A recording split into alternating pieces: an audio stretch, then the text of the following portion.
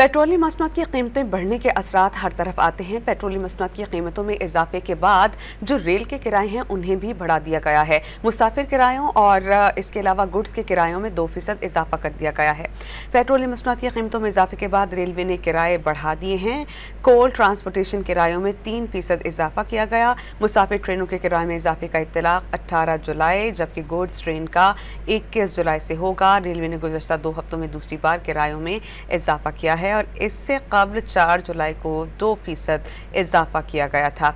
याद रहे कि ना सिर्फ 1.5 माह में पेट्रोलियम मसनूआत 29 रुपये 71 पैसे फी लीटर महंगी हुई हैं, बल्कि 1 जून से लेकर अब तक पेट्रोलियम मसनूआत की कीमतों में 4 बार इजाफा किया गया। 16 जुलाई से पेट्रोल की कीमत में 5 रुपये 36 पैसे और हाई स्पीड डीजल की कीमत में 11 रुपये 37 पैसे फी लीटर का इजाफा हुआ। 1 जुलाई से IMF की शराइत पर वफाकी हुकूमत ने पेट्रोल हाई स्पीड डीजल पर 2.5 रुपये फी लीटर के हिसाब से क्लाइमेट सपोर्ट लेवी का नफाज भी किया है।